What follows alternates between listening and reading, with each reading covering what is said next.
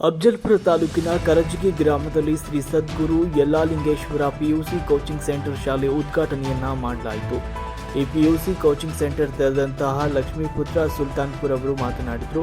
ಈ ಗ್ರಾಮೀಣ ಭಾಗದ ವಿದ್ಯಾರ್ಥಿಗಳಿಗೆ ಅನುಕೂಲವಾಗಲಿ ಅಂತ ಹೇಳಿದರು. ಉದ್ಘಾಟನೆ ಮಾಡಿದ ಶ್ರೀ ಮರುಳರಾಧ್ಯ ಶಿವಾಚಾರ್ಯರು ಕೂಡ ಮಾತನಾಡಿದರು.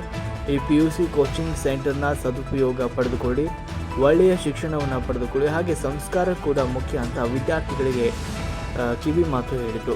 ಸಂದರ್ಭದಲ್ಲಿ ಹಿರಿಯ ಮುಖಂಡರು ಹಾಗೂ ಯುವ ಮುಖಂಡರು ಹಾಗೂ ವಿದ್ಯಾರ್ಥಿಗಳು, ಕೋಚಿಂಗ್ ಸೆಂಟರ್ನ ಸಿಬ್ಬಂದಿ ವರ್ಗ ಇನ್ನಿತರರು ಉಪಸ್ಥಿತರಿದ್ದರು. ವರದಿ ಶಂಕರಗೌಡ ಹಚ್ಚಿಡದ್, ಮಹಾಯುಧ ನ್ಯೂಸ್.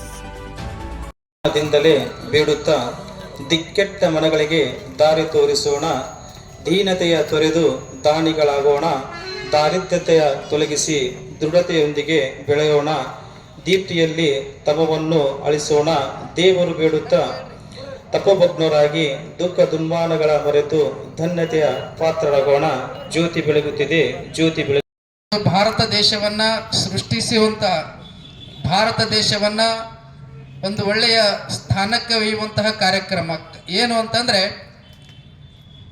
ಶಿಕ್ಷಣ ಅಂತ ಬಂದಾಗ ಎಲ್ಲ ವಿದ್ಯಾರ್ಥಿಗಳು ಇವತ್ತೇನಂತ ಹೇಳ್ತೀವಿ ಅಂತಂದ್ರೆ, ಆ ಎಲ್ಲ ವಿದ್ಯಾರ್ಥಿಗಳು ಇವತ್ತೇನಂದ್ರೆ ದೇಶವನ್ನ ಕಟ್ಟುವಂತಹ ದೊಡ್ಡ ಶಕ್ತಿಯ ಕೇಂದ್ರ ಅದು ಶಿಕ್ಷಕರು ಮತ್ತು ಶಿಕ್ಷಣ ಅಂತಕ್ಕಂಥದ್ದು ಬಹಳ ಆ ವಿದ್ಯಾರ್ಥಿಗಳ ಏನು ಆಸೆ ಇಟ್ಕೊಂಡು ಬಂದಿರ್ತಾರೋ, ತಂದೆ ತಾಯಿ ಆಗಿರ್ಬೋದು, ಆ ವಿದ್ಯಾರ್ಥಿಗಳಾಗಿರ್ಬೋದು, ಅದನ್ನ ಪೂರೈಸೋಣ ಅಂತ ತಿಳ್ಕೊಂಡು ಅವರ ಸಾಧನೆಯಲ್ಲಿ ನಮ್ಮ ಸಾಧನೆಯನ್ನ ಕಾಣೋಣ ಅಂತ ತಿಳ್ಕೊಂಡು ನಾ ಇವತ್ತು ನಮ್ಮೂರಿನ ಭಾಗದಲ್ಲಿ ವಿದ್ಯಾರ್ಥಿಗಳು, ಕೆಲವೊಂದಿಷ್ಟು ವಿದ್ಯಾರ್ಥಿಗಳು ಬಿಜಾಪುರ ಬೇರೆ ಬೇರೆ ಜಿಲ್ಲೆಗಳಿಗೆ ಹೋಗಿ ಬೇಸಿಗೆಯನ್ನು ತರಬೇತಿಯನ್ನು ಪಡ್ಕೊಂಡ್ ಬರ್ತಾರ. ಬಹಳಷ್ಟು ಕಷ್ಟದ ಸಮಯ ಆಗ್ತದೆ, ಅಲ್ಲಿ ಕೂತ್ಕೊಂಡು ಓದ್ಬೇಕು, ದುಡ್ಡಿನ ಸಮಸ್ಯೆ ಆಗ್ತದ, ರೂಮ್ ಸಿಗಂಗಿಲ್ಲ, ನೀರಿನ ಸಮಸ್ಯೆ ಆಗ್ತದ, ಬಹಳಷ್ಟು ತೊಂದರೆ ಆಗ್ತದ. ನಾನು 10-15 ವರ್ಷಗಳಿಂದ ಈ ಎಲ್ಲ ಸಮಸ್ಯೆಗಳನ್ನ ಅರ್ಥಕೊಂಡು ನೋಡ್ಕೊಂಡಾರ ನಮ್ಮ ಭಾಗದ ವಿದ್ಯಾರ್ಥಿಗಳಿಗೆ ಏನಾದರೂ ಒಂದು ಸಹಾಯ ಮಾಡೋಣ, ಶಿಕ್ಷಣದಲ್ಲಿ ಬೆಳೆಸೋಣ.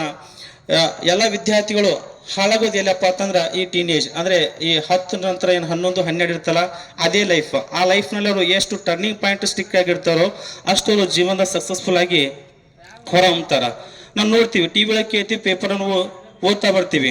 21 ವರ್ಷಕ್ಕೆ IAS ಅಧಿಕಾರಿ ಆದರು, ತಹಸೀಲ್ದಾರ್ ಆದರು, ಗ್ರೇಡ್ 1 ಆಫೀಸರ್ ಆದರು, ದೊಡ್ಡ ನೀಟ್ CET ಕೆಲವೊಂದಿಷ್ಟು ಮೆಡಿಕಲ್ ಎಕ್ಸಾಮ್ಗಳು ಪಾಸ್ ಮಾಡಿದ್ರು, ದೊಡ್ಡ ದೊಡ್ಡ ವೃತ್ತಿಯನ್ನು ಪಡ್ಕೊಂಡೋದು ಕೇಳ್ತೀವಿ. ಯಾಕಪ್ಪ ಅಂತಂದ್ರೆ ಅವರಿಗೆ ತಳಮಟ್ಟದಿಂದ SLCದಿಂದ ಒಳ್ಳೆಯ ಮಾರ್ಗದರ್ಶನ ದೊರೆತಿರ್ತದ, ಅವರಿಗೆ ಒಳ್ಳೆಯ ಶಿಕ್ಷಣ ದೊರೆತಿರ್ತದ, ಅವರಿಗೆ ಮುಂದಿನ ಮಾರ್ಗದರ್ಶನ ಬಗ್ಗೆ ಪೂರ್ಣವಾದಂಥ ಪ್ಲಾನ್ ಅನ್ನ ತೋರಿಸ್ಕೊಟ್ಟಿರ್ತಾರ.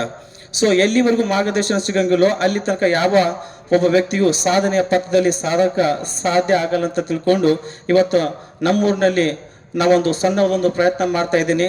ನನ್ನದೊಂದು ಆಸೆ ಇಷ್ಟೇ, ಈ ಗ್ರಾಮದ ಎಲ್ಲ ಹಿರಿಯರು ನನ್ನನ್ನು ಆಶೀರ್ವದಿಸಬೇಕಾಗಿ ತಮ್ಮಲ್ಲಿ ವಿನಂತಿಸಿಕೊಳ್ಳುತ್ತಾ ನಾನು ಅದೊಂದು ಮಾತನ್ನ ಮುಗಿಸ್ತಾ ಇದ್ದೇನೆ.